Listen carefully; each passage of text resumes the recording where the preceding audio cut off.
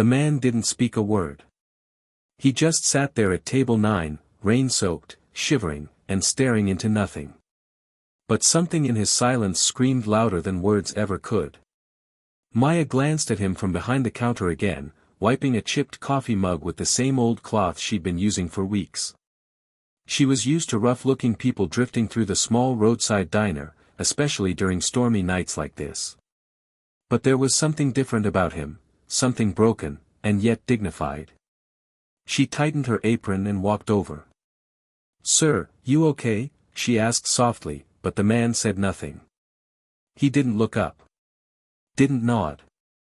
Just kept his hands wrapped tightly around the empty coffee mug she had placed earlier, like it held the last warmth in the world. Maya noticed the wet cuffs of his jacket. One side was torn. His shoes were mismatched, one of them barely holding together with duct tape. No phone. No wallet. No order. Just silence. The manager, Carl, leaned out from the kitchen, frowning. "Table 9 again. If he's not buying, you know the drill. No loitering." Maya hated this part. She hated that kindness had an expiration time in her world. She sighed, turned her back to Carl, and returned to the man with a pot of coffee she knew he couldn't pay for. "No rush," she whispered, pouring it anyway. "Just, warm up." Still, he didn't respond. But for a flicker of a second, Maya thought she saw his lip tremble, just slightly. Like someone on the verge of remembering what hope felt like. She placed a bowl of hot vegetable soup next to him. "On the house," she said. Carl saw it, slammed the kitchen door in frustration. She'd hear about it later. But that night, table 9 cleaned every last drop of soup. And when Maya returned to the table, the man was gone. No tip. No thank you. Just a folded napkin. She opened it. In shaky writing, it read. "I had nothing to offer, but I'll remember this." 2 weeks passed. Life didn't get easier. Maya's car broke down again. Rent was late. Her daughter Lila needed new shoes for school, and Maya had just pawned her favorite necklace to buy groceries. She still worked double shifts. Still smiled through customers yelling about cold eggs. Still covered for teenage staff who called in sick after partying all night. Kindness didn't pay the bills. But it kept her human. Then, on a gray Thursday morning, something strange happened. A black SUV pulled into the diner's parking lot. Out stepped a man in a suit, holding an envelope. He entered the diner, walked straight to Maya, and said, "Are you Miss Maya Delaney?" Maya blinked, nervous. "Why yeah, why?" The man smiled. "I'm here to escort you to a property.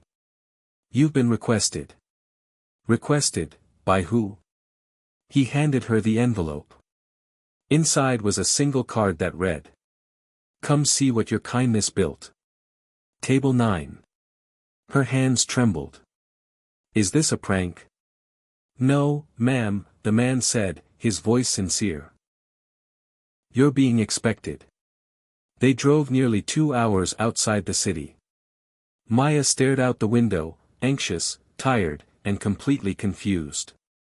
Finally, the SUV turned into a large, gated estate. Not a house, a mansion. Grand columns. Rolling lawns. A fountain that sparkled in the morning light. She gasped. This can't be right.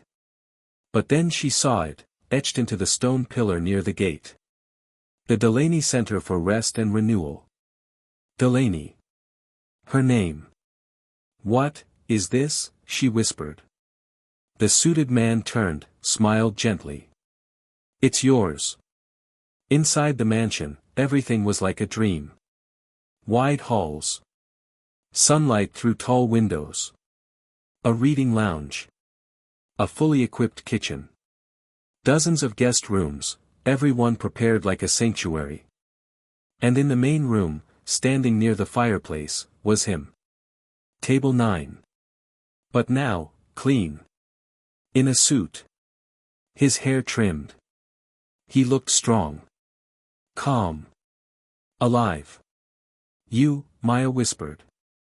I don't understand.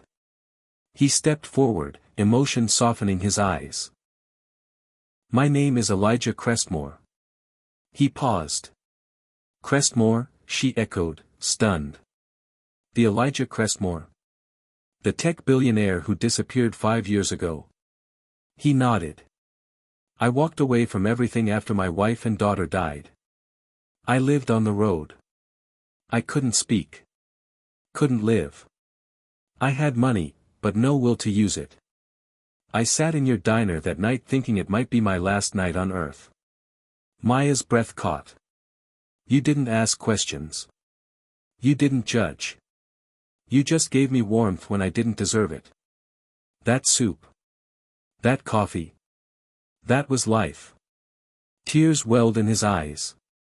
You reminded me that there are still kind people in this world.